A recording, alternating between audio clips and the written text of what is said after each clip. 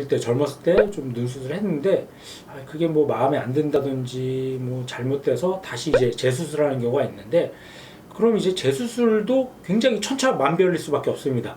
그럼 이제 재수술의 성공과 실패를 결정하는 세 가지 요소가 저는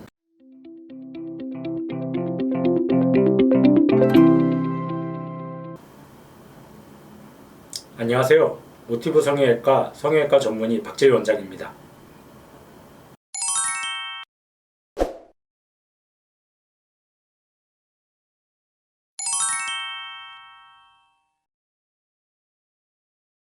네, 이제 요즘 눈 처음 하는 수술보다는 재수술이 훨씬 더 케이스가 많고 환자분들도 많이 오는 경향이 있는 건 사실입니다. 이제 웬만한 분들이 어릴 때 젊었을 때 좀 눈 수술을 했는데 그게 뭐 마음에 안 든다든지 뭐 잘못돼서 다시 이제 재수술하는 경우가 있는데, 그럼 이제 재수술도 굉장히 천차만별일 수밖에 없습니다. 그럼 이제 재수술의 성공과 실패를 결정하는 세 가지 요소가 저는 흔히들 제가 말씀을 드리는데, 첫 번째는 이제 흉조직이라든지 유착, 뭐 조직이 얼마나 잘 보존되어 있고 손상이 되어 있느냐, 첫 번째가 그 요소이고, 두 번째는 이제 여분의 피부가 얼마나 여유가 있고 좀 늘어나 있는지, 세 번째는 이제 의사의 실력, 그 이제 세 가지가 재수술의 성공과 실패를 결정하는 중요한 요소라고 생각이 드는데, 우선 일단 첫 번째 이제 유착의 정도, 뭐 흉 조직 그런 게 어느 정도 있느냐에 따라서 재수술의 이제 결과가 달라질 수밖에 없습니다. 그게 왜 그러냐면은, 우선 일단 똑같이 수술을 했다고 하더라도 어떤 사람은 막 흉도 되게 심하고 막 조직도 많이 손상이 돼 있어 갖고 눈 뜨는 것도 되게 좀 불편해 보이고 눈 위도 좀 주름도 많으면서 쭈글쭈글해 보이고 뭔가 좀 자연스러운 느낌이 아니라 처음 보는 사람이 봐도 되게 뭔가 수술했다, 부자연스럽다 느끼는 눈이 있고, 어떤 사람은 예전에 눈 수술했는데도 진짜 뭐 수술한테도 별로 안 나고 되게 좀 자연스러운 눈이 있고 그래요. 그럼 그 차이가 뭐냐면은, 첫 번째 이제 눈 수술을 했는데 뭐 절개를 과하게 하면서 유착도 뭐 안 풀리게 하려고 너무 강하게 만들었다든지 그러면은 흉조직이 되게 강하게 세게 유착이 강하게 형성되면서 함몰흉처럼 이게 감았을 때 뭔가 좀 파인 듯한 흉도 심하게 생기고, 또 그런 경우는 보통 이제 수술하면서 과하게 조작을 할 수밖에 없기 때문에 뭐 눈 뜨는 근육이라든지 뭐 연부 조직들이 손상이 많은 경우가 종종 있습니다. 그런 경우는 딱 이제 뭐 모르는 사람이 봐도 뭔가 되게 좀 부자연스럽고 어색한 눈이 될 수밖에 없어요. 그런 눈은 당연히 수술하기 굉장히 어렵겠죠. 이제 눈 재수술을 하려면은 예를 들어서 그림을 그릴 때도 깨끗한 아무것도 없는 도화지에다 그림을 그리는 거랑 다른 사람이 그림을 그린 데다가 그거를 또 더 예쁘게 그리는 거랑은 결과가 하늘과 땅 차이가 될 수밖에 없습니다.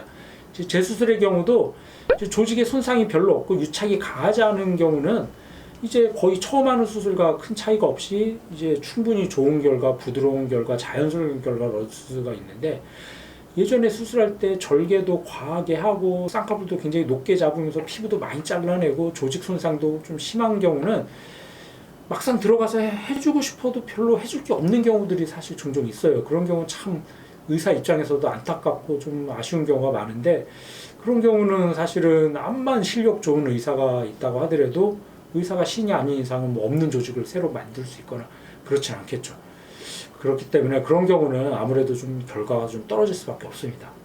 그리고 두 번째, 이제 피부의 여유분.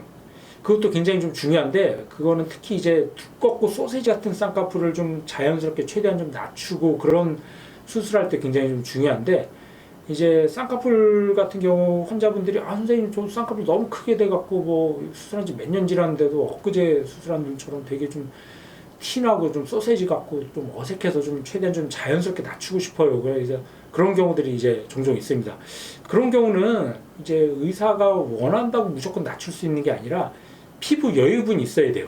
이제 피부 여유분이란 게 뭐냐면, 이제 쌍꺼풀 수술한 흉이 있으면 그 수술을 한 흉하고 그 눈썹이 난 부위에 이제 쌍꺼풀이 녹게 되는데, 그 부위가 팽팽해 갖고 막 그 여부 딱 봐도 뭔가 좀 부드럽지가 않고 되게 타이트해 보이고 좀 팽팽한 경우, 그런 경우 이제 피부 여유가 없는 경우인데, 그런 경우 무리해서 낮추다 보면은 피부가 부족해져서 눈이 감기지가 않아요. 그런 경우 눈 뜨고 자야 되고 쌍꺼풀도 생각보다 많이 못 낮출 수밖에 없고, 그런 경우는 암만 뭐 수술을 해도 좀 결과가 떨어질 수밖에 없습니다.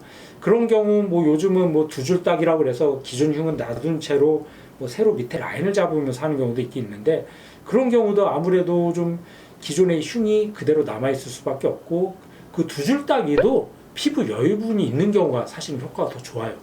피부가 타이트한 경우는 암만 두 줄 따기를 해도 기존 흉이 그대로 남아있으면서 다시 원래대로 돌아가려고 하는 성질들이 강해지기 때문에 두 줄 따기를 하려고 하더라도 피부 여유분이 좀 있는 경우가 훨씬 더 결과가 좋을 수밖에 없습니다. 그래서 환자분들 같은 경우 수술한 지 얼마 안 된 경우, 특히 이제 뭐 재수술을 하려고 오는데 뭐 1년도 안 된 경우는 저는 환자분들한테 조금 더 기다리시라고, 뭐 당장 마음이 급하고 빨리 하루라도 빨리 하고 싶으시겠지만 조금 더 몇 년 지나서 좀 피부가 여유가 생겨야지 낮출 수도 있고 결과도 훨씬 더 좋아질 수가 있기 때문에, 그런 경우는 조금 더 기다렸다가 좀 피부 여유분이 생기면 이제 좀 다시 오시라고 저는 이제 환자분들한테 말씀드립니다. 이제 마지막으로 어떻게 보면 또 제일 중요한 팩터 중에 하나인데, 의사의 실력. 그건 당연히 제일 어떻게 보면 중요하겠죠.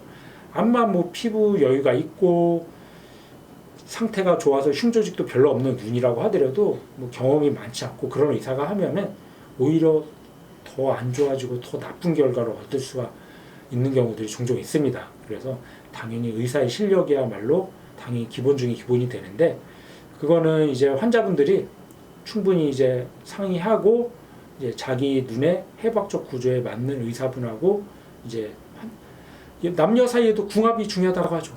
의사랑 환자도 마찬가지예요.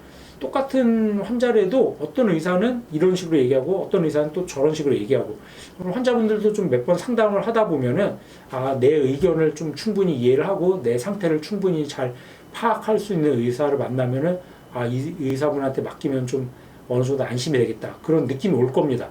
그래서 그렇게 좀 자기랑 잘 맞는 의사를 찾아서 수술하는 게 어떻게 보면 제일 중요하다 하겠습니다. 그래서 정리하면은 눈 재수술을 성패를 결정할 수 있는 여러 가지 요인이 있겠지만, 이제 뭐 현재 상태, 뭐 흉조직이나 유착의 정도라든지, 두 번째는 이제 피부 여유가 어느 정도 있느냐, 세 번째는 이제 자기랑 잘 맞는 의사를 만날 수 있느냐, 그 세 가지가 가장 중요하다 하겠습니다.